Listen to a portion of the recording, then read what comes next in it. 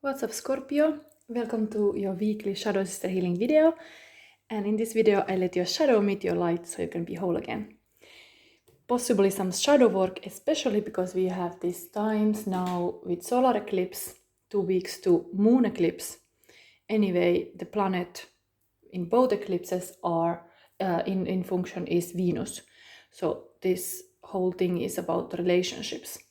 That's why I start your reading. Of course, I take first your crystal. So we'll see which deck. Okay, you get this high energy as a bow deck. Beautiful cards. Here are also the planet cards. So we'll see what comes for you. And I want to, just because of the relationships, I just want to immediately take you some feeling cards. I have this deck I made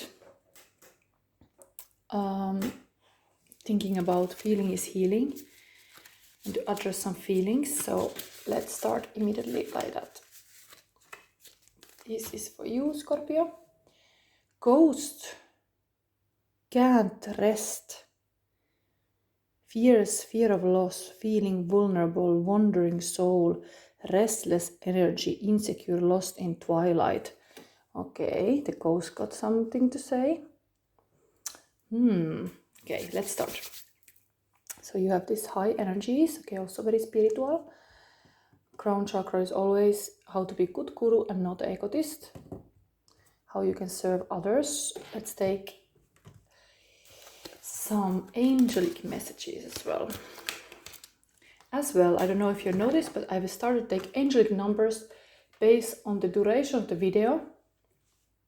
Resistance, Bahram. I have taken, let's put that in the magician. So I have noticed that often case when I check the number of this video and I was like then looking the meaning of the angelic number, it was matching to the content of the video. It is spooky correct sometimes, so you could check what is the duration of this video and based on that comes the angelic number. There's some extra message for you in my description box as well. If you like this reading, always it helps my algorithm if you like, share or comment, and as well subscribe so you don't miss the next reading. Okay, here is your archetype now. I think this one is coming out. Fault line. This resistance and fault line and ghost can't rest. A lot of shaky energies here. Scorpio, what's going on? Fault line is this kind of underlying thing. I mean, we have this kind of war in the news. It's also kind of fault line. Let's have this crystal ball just to say what is there. If you have a question, this is the answer. Where is it? Crystal ball, please. Give me my little. Not so good. Even the crystal ball is negative. Yeah, negative beliefs. Now we have some vicious circle here, but I don't know, resistance tells like in the shadow aspect of golden shadow is usually behind the resistance. Always remember, if you have resistance on something, it might be even guiding you to look into that resistance. That beyond that resistance, there is usually beautiful things. So I think I'm gonna take just freely cards for you. I feel like in this case, we want to know what is this resistance thing. What is happening here? Something with a relationship that is ghost can't rest, fears, or fear of lost. Okay, these two came together. All this four and then this two. Scorpio. Let's open them. Okay, wisdom, high priestess, immediately underneath the resistance. Maybe there is underneath the resistance a high priestess wanting to come out. Some beautiful, wise, mystery information that you should tap on. Cancer energy also. Two of Earth, so Two of Pentacles. Nine of Air, so Nine of Swords. But this is, usually it's like, there is like this person wake at night and cannot sleep, and there is some restless thoughts and worry, kind of these fears. But in this card there is something else, something beautiful in that tree. So maybe we have to look into it. Next to it, Four of Water, Four of Cups. Also kind of underneath a tree, connected to this, like a well. There is some kind of, this is also kind of like a going underground. We have here this Pluto energy is really clearly making everybody look into their shadow very, very strongly. Let's see. I have some notes here. What did I write here? So when we have this Mars squaring even Pluto this moment, it's like underground exploration begins. And you should like just have like courage. Many times like heroes, witches, whatever, healers, they are able to go this dark and hold on this dark space, dark things. But you have here this High Priestess clearly showing that you have also this kind of psychic potential going deep. I mean, Scorpion can go very deep. But you have resistance to go deep. Something is blocking. Okay, then we have these two cards here.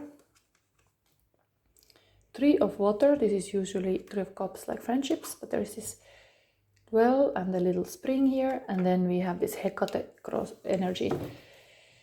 This is a Hecate crossroad. These cards. Normally 10 of Swords will be end of a relationship or something.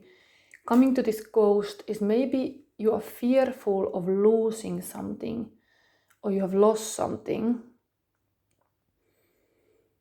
But this, interestingly, this ghost and this Hecate crossroads is underneath each other, while this kind of Tree of Life and these things are more here in the fault line area. What should I look first? I think this is pretty clear. There is something amazing behind the resistance. So this could be even some artistic skills that you are trying to avoid to see, because sometimes us being powerful, I mean, this is the most powerful chakra healing position, kings and queens, also very much aligned with this color. Sometimes we are afraid to admit that yes, we are so powerful, like we are like High Priestess, like we have really this dark feminine energy in us, this creatrice. I'm gonna read about this tree because it calls for me. Something about that tree, because then there is the sequence leading to that 10.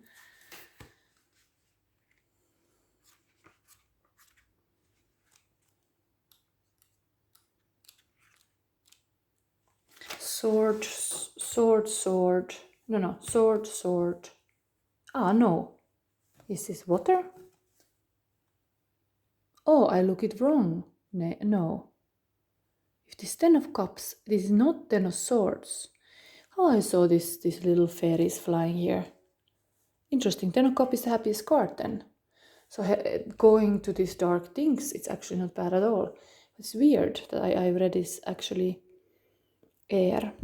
10 of Cups is happiest card. So actually there is a lot happiness in the dark for you.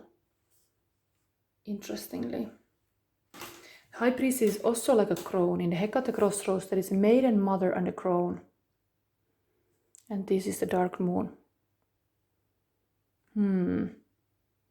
Really powerful energies here. Scorpio. Anyway, this speech text first came here. I'm gonna read something. The Two of Earth is balance, water and earth. They live here as equals. The earth does not contain the water entirely, and the water does not destroy the earth. Our physical experience and our soul can balance and nurture and enhance each other, and in fact that what this card calls for. And this is talking about ebbs and flows also. That is totally the moon energy even, connected to High Priestess.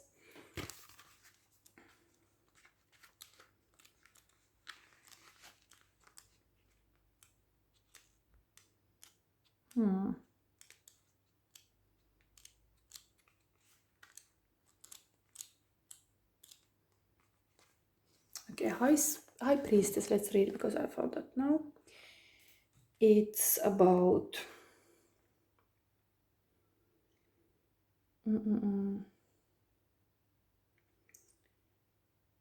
High Priestess represents non-rational, non-logical sources of knowledge. And then this priestess represents wisdom. The yin and the yang, the atom and the chalice, the magical combination of opposites. Intellect, as in rational logic thinking, and intuition. Yes, the heart and the mind. When these two aspects work together, we can find true wisdom. Again, this is the alchemical balance most tarot readers seek, combining an intellectual understanding of the tarot with intuitive responses to the symbols and images in the cards. Yes, I try my best to do that. Yes, resistance. There might be resistance. Sometimes out of all chakras, the heart gets blocked the most, and it opens with the pain. So just allow yourself feel pain. Pain is part of life. Then you could get through it to something very beautiful. Could open you some new ways.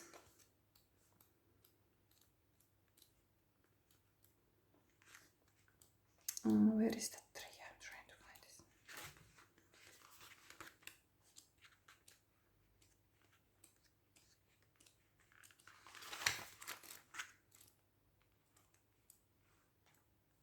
These are really not in order. This I have to find them based on images. So it takes sometimes.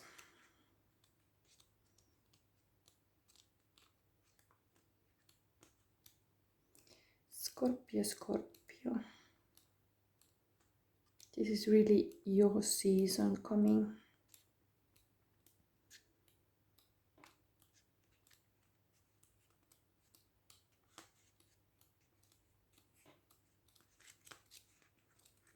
I really cannot find that tree. I really want to find that tree now. I'm gonna put a pause because it's annoying for you to wait. Okay, I found, and it's interesting that this 9 of air is runes. Runes are an alphabet, and there are several kinds of runes. However, here we refer to runes given to Odin, the Norse god. And then the 9 of air is a bittersweet card, for it promises great wisdom, but the way to that wisdom includes suffering and sacrifice. Wisdom is not a right we are guaranteed. Oh wait, wisdom is not a right we are guaranteed.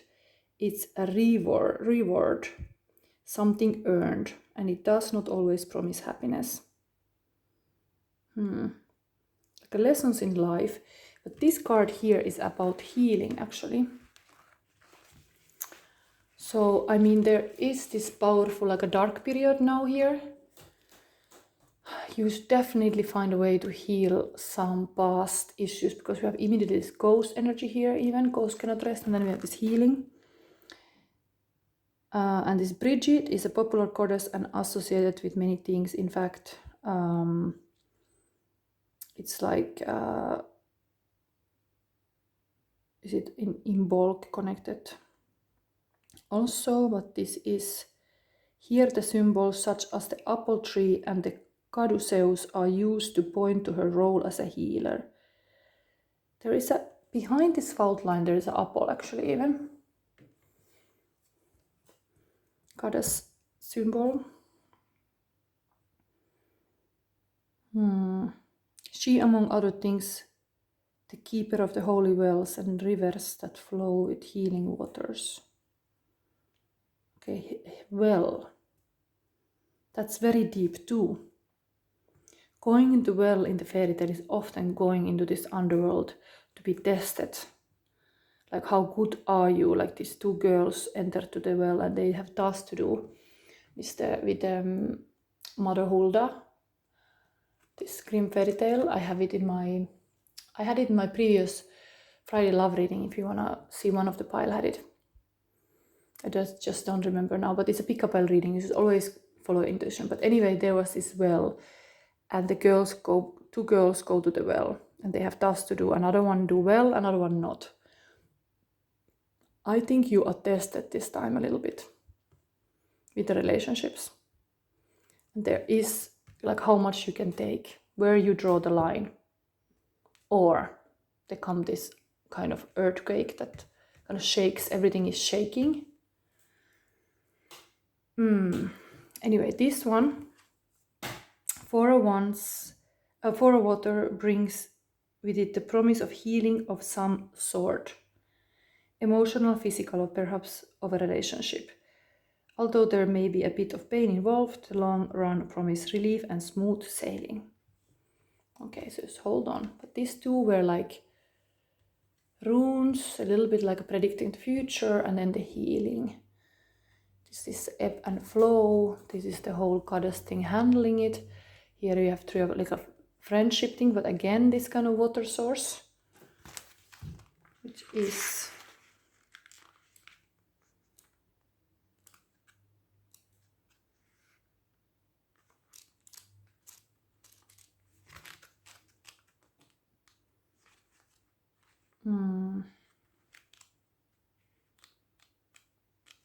yeah, it's not always easy to find this. I saw it somewhere passing, but anyway, the last one is Hecate. I'm gonna put again breakaway. So in this deck, this is a creation and fertility. The Roman goddess Flora is known for her association with springtime and the flowering of the plants. She protects plants from rotting and helps young girls as they approach womanhood. Everything about her is young and fresh and filled with beauty and promises for the future. Blossoming. Happy time of plenty. There is not just enough, but more than enough. Enough to put by a rainy day. Anyway, this is some positive thing here. And we have this Hecate stuff. This is always a crossroad card, but in this case is even the happiest card.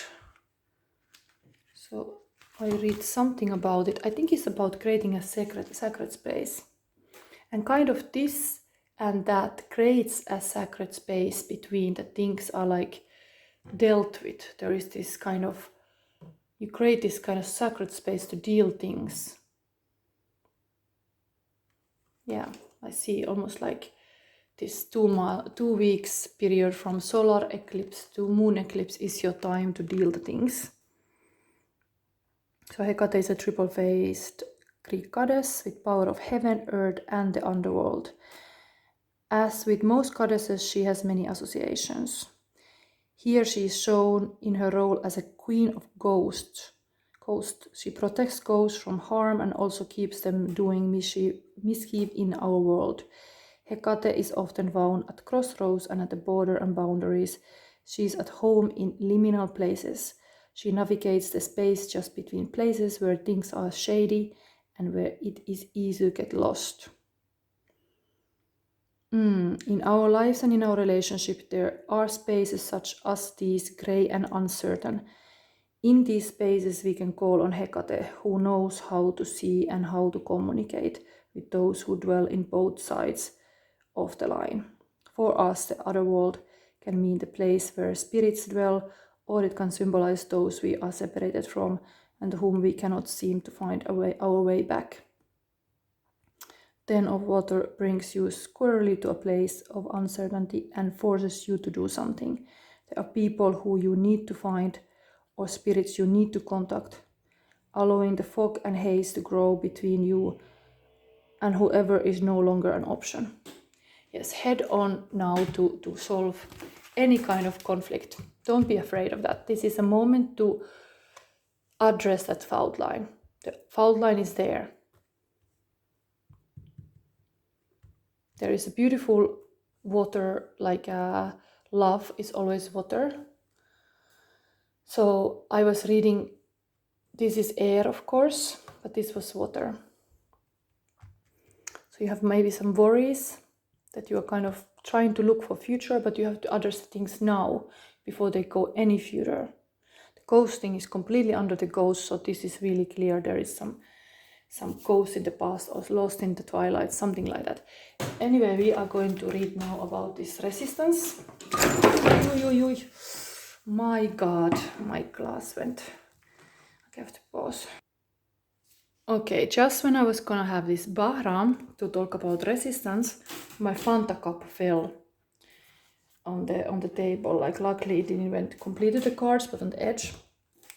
But our time is short, so I will read now something about this resistance. This is maybe something very hard for you too. There is this shaky fault line. Here was also shaky, like I got this kind of bad energy here also. Resistance is not always personal. Sometimes it relates back to life or to people needing more of something that's relevant before what's occurring can continue or to be released. Sometimes a delay is a good thing. It allows for rechecks to ensure right conditions are in place or being met. Sometimes it allows for life itself to step in with something better than wasn't able at first.